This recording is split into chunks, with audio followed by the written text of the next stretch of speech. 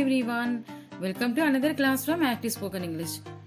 In this video, we are going to look at the differences between when and while in our English grammar. Okay guys, before going to this lesson, do subscribe to my channel for more videos.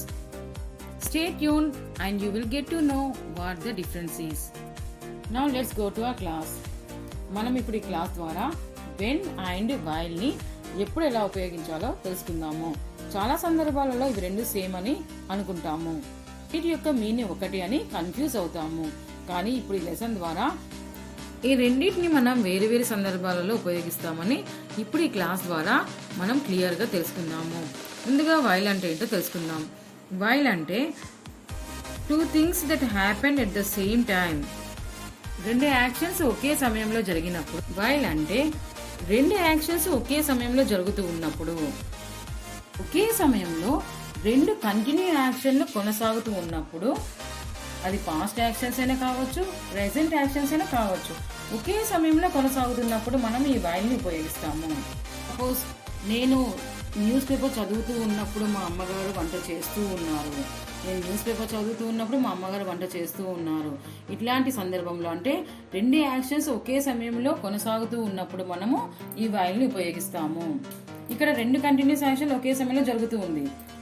Some more examples about while. First one, the baby was crying while I was talking. The baby was crying while I was talking.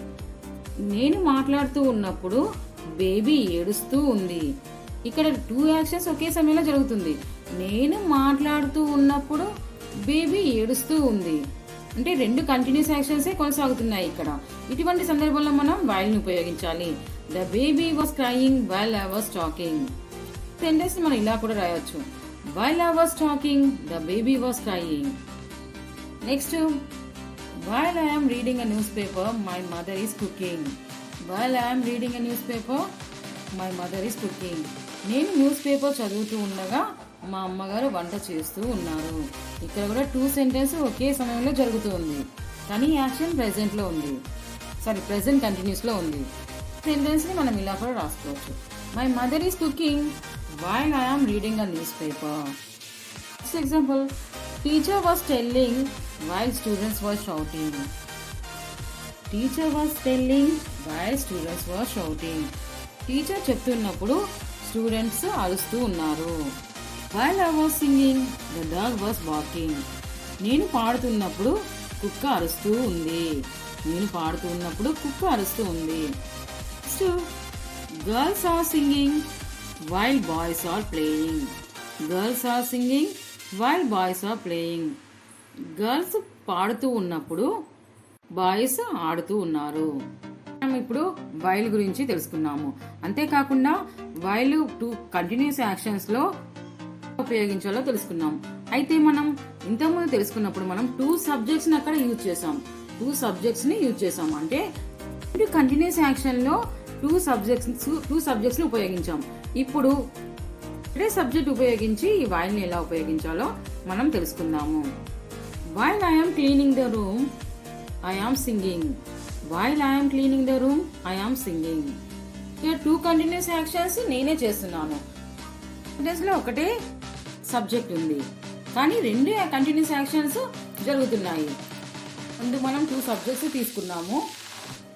ఇప్పుడు మనం ఒకటే subject రెండు actions ని కొనసాగినప్పుడు కూడా మనం while ని ఉపయోగిస్తాము. Lata is cooking while cutting the vegetables. ఇక్కడ టూ యాక్షన్స్ కూడా లతానే చేస్తుంది.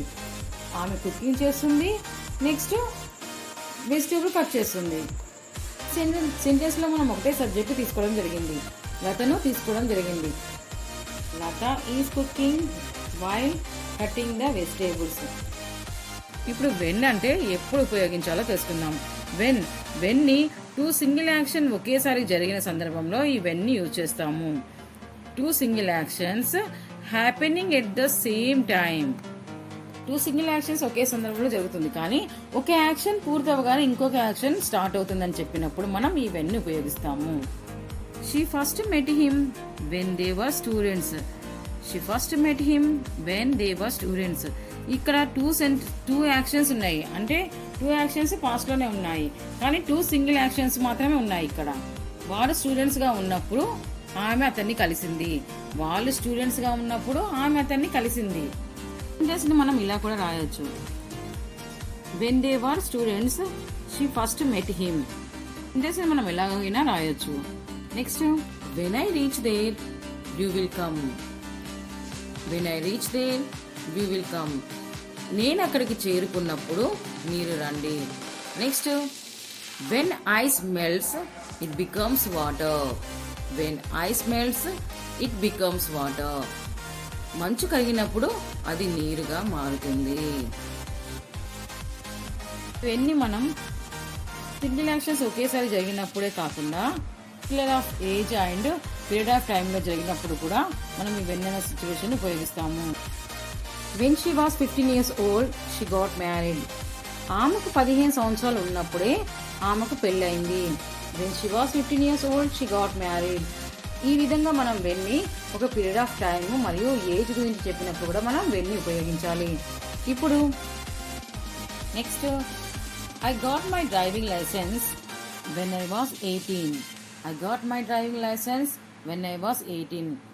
నాకు 18 సంవత్సరాలు ఉన్నప్పుడు నేను డ్రైవింగ్ లైసెన్స్ని పొందాను.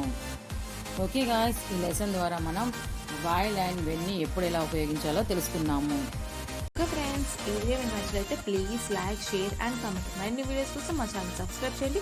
పక్కన బెల్ ఐకాన్ లాగి పెట్టేట్టుకోండి. సో మా వీడియోస్ అనేవి మీకు నోటిఫికేషన్ వస్తాయి. Thanks for watching.